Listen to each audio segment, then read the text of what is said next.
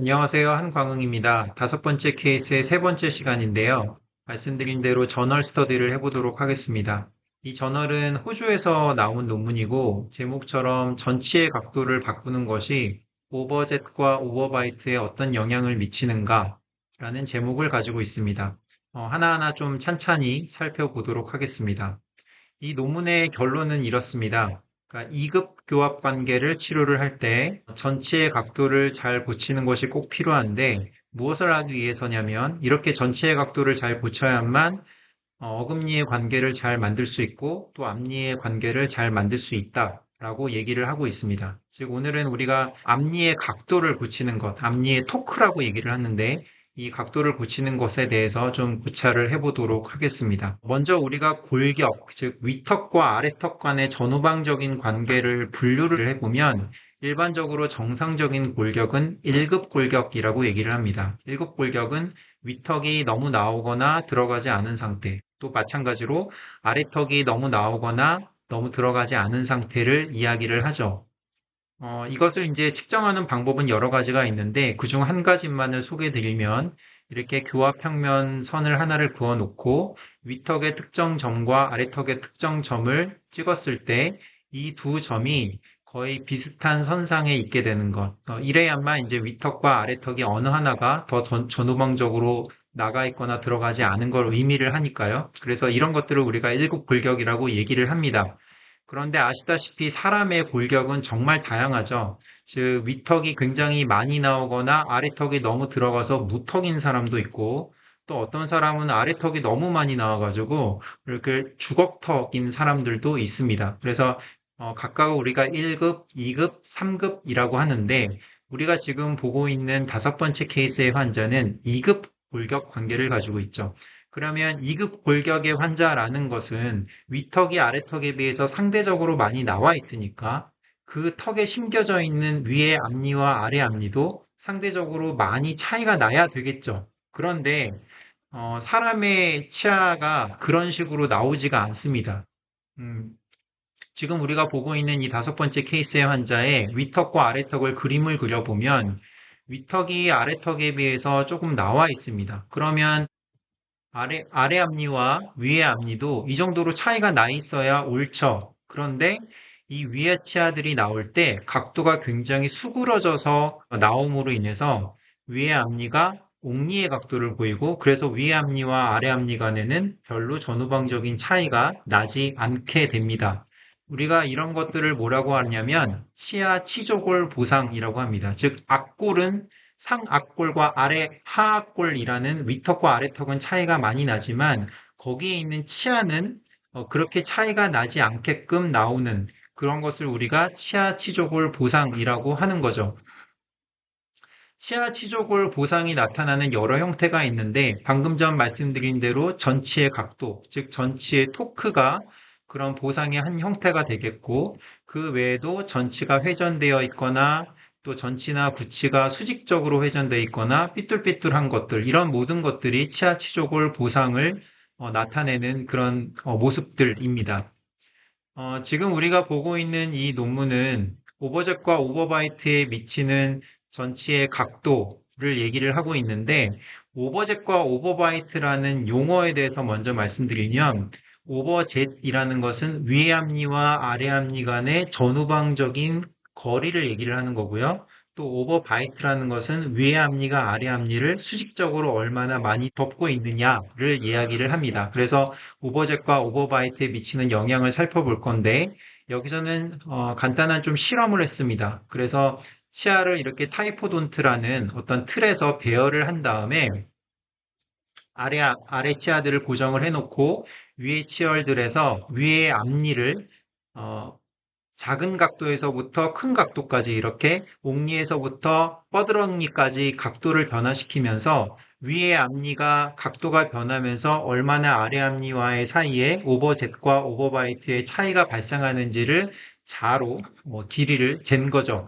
그래서 두 가지의 모델을 가지고 실험을 했는데 하나는 아래 앞니가 정상적인 각도를 가지고 있는 경우, 또 두 번째는 아래 앞니가 앞으로 많이 뻗어진 경우 이렇게 두 가지를 가지고 실험을 했습니다. 그래서 먼저 아래 앞니가 정상적인 각도를 가지고 있는 상태에서 위의 앞니를 옥니에서부터 많이 뻗어지는 이까지 이렇게 각도를 점점 변화시켰더니 오버젯과 오버바이트가 어떤 식으로 측정을 되냐면 이렇게 다양한 수치가 나왔다는 거죠. 뭐 이 수치 각각을 좀 살펴보실 필요는 없고 여기서 어떤 게 정상적인 오버젯, 오버바이트냐라고 한다면 보통 우리가 오버바이트가 한 2mm 가까이 되는 것을 정상으로 보거든요. 그렇게 보면 위의 앞니가 너무 옹리거나 또는 위의 앞니가 너무 뻗어져 있는 것은 정상적인 전치 관계를 만들어주지 못한다는 거죠. 그래서 대략 보니까 위의 앞니의 각도, 토크가 104도에서 114도 정도면 정상적인 전치 관계 확립이 가능하다라고 이야기를 하고 있습니다. 이제 두 번째 모델 베이스가 있는데 아래 앞니를 많이 뻗어뜨린 상태에서 위의 앞니의 각도를 변화시켜 본 겁니다. 여기서는 아래 앞니가 많이 뻗어진 상태에서 위 앞니를 옥니에서부터 많이 뻗어지는 120도까지 변화를 시켰더니 오버젯과 오버바이트의 수치가 여러 가지가 나오는데 결론적으로 얘기하면 아래 앞니가 너무 뻗어져 있을 때는 위의 앞니의 각도가 어떻게 되든지 간에 정상적인 오버젯, 오버바이트를 만들 수 없었다라고 얘기를 하고 있습니다. 즉 이건 뭘 의미하냐면 아래 앞니의 각도도 되게 중요하다는 거죠. 아래 앞니를 일단 정상 각도로 만들어 놓고 나서 그 상태에서 위의 앞니의 각도를 어느 정도의 합리적인 각도로 만들어야만 정상적인 앞니 간의 관계를 만들 수 있다라는 의미를 가지고 있습니다. 자, 다시 한번 이걸 우리가 도해로 살펴보면 어떤 사람이 아래턱과 위턱이 더 이렇게 전후방적으로 차이가 나게끔 유전적으로 프로그래밍 돼 있다고 얘기를 해봅시다. 그러면 위의 어금니나 위의 앞니 또 아래 어금니나 아래 앞니가 이렇게 전후방적으로 차이를 가지고 있어야 옳죠. 위의 앞니와 아래 앞니가 정상적인 각도를 가지고 있다면 그럴 텐데 그런데 이 사람이 자라나면서 치아는 어떤 식으로 나오냐면 위의 앞니는 조금 옹리가 되고 아래 앞니는 약간 뻗어지면서 위 앞니와 아래 앞니 간의 차이가 별로 나지 않습니다. 즉 어금니 관계를 보면 분명히 위의 치아들이 아래 치아보다 많이 앞으로 나와 있는데 위의 앞니가 조금 옹리가 됨으로써 이 앞니 간의 차이가 별로 나지 않아서 사람들이 보기에는 그렇게 이상해 보이지 않은 외모를 볼 수 있게 되는 거죠. 그런데 문제는 뭐냐면 교정을 할 때 발생을 합니다. 교정을 할 때 이렇게 치아 치조골 보상이 잘 돼 있는 상태에서 위의 어금니들을 포함한 위의 치아들을 전체적으로 뒤로 보내려고 하면 이 상태에서 위의 치아들이 뒤로 가면서 이 위의 앞니의 각도가 아직은 옥리인 상태이기 때문에 이렇게 그대로 뒤로 가면 이가 반대로 물리게 되죠. 그러면 환자분이 원하지 않는 전치 관계를 가지게 됩니다. 그래서 이건 어떻게 교정을 해야 되냐면 다시 처음에 치아 치족을 보상이 된 상태로 돌아가서 위의 치아들을 뒤로 보내기 전에 위의 앞니와 아래 앞니 간의 관계를 먼저 바꿔줘야 되는 거예요. 즉, 옥니로 되어 있는 위의 앞니를 조금 뻗어뜨리고 또 조금 뻗어져 있는 아래 앞니를 정상적인 각도로 만들어줘야 됩니다. 이걸 하기 위해서 우리가 뭐 스크루도 사용할 수 있고 또 치아의 토크를 바꿔주기도 하고 또 아래 앞니 사이에 치아를 조금 갈아줘서 아래 앞니를 조금 뒤로 넣는데 이제 기여를 하도록 해주기도 하는데 어쨌든 여러 가지 그런 이런 술식들을 사용을 해서 이 사람이 치아 치조골 보상이 된 것들을 탈보상시키는 거죠. 즉 보상된 것들을 없애주는 것들을 우리가 탈보상이라고 얘기를 하는데 이렇게 전체 교정 치료 시에 토크 조절을 통해서 탈보상을 해줍니다. 그런 후에 위의 치아들을 뒤로 이렇게 보내게 되면 비로소 어금니의 좋은 관계 또 앞니의 좋은 관계를 동시에 확립할 수 있게 되는 거죠.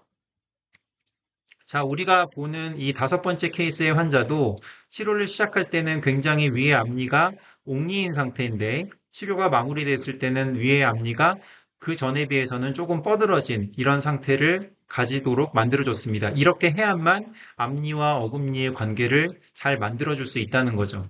이걸 우리가 엑스레이에서 살펴보면 치료 시작에서부터 치료 끝날 때까지 제가 앞니의 각도를 계속해서 바꿔줬는데 그래서 두 개의 치료 전과 후를 완전히 비교를 해보면 분명히 위의 앞니가 많이 옥리였는데 끝났을 때 위의 앞니가 어느 정도의 정상적인 각도로 조금 뻗어뜨렸다라는 것을 알 수 있습니다.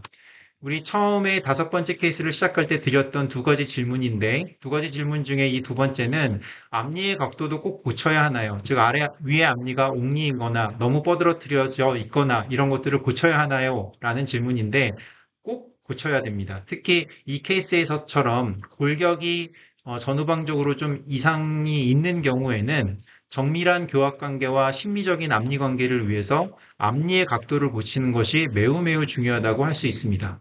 문제는 이 앞니의 각도를 고치는 것이 주로 뿌리의 이동을 동반하는 이동이기 때문에 눈에 잘 보이지 않습니다. 그래서 3개월, 6개월 계속 치과에 오면서 뭔가 치과 의사가 고치고 있는데 뭘 하는지 잘 모르겠고 굉장히 지루한 거예요. 변화도 잘 보이지 않고. 그럼에도 불구하고 이렇게 앞니의 각도를 고치는 것이 마무리를 생각하면 굉장히 중요한 요소이다. 라고 생각하시고 그 위에 옥니를 가지신 분들은 이 각도를 고치기 위한 굉장히 지루한 과정들을 잘 견디셔서 좋은 치료 결과를 얻으셨으면 좋겠습니다.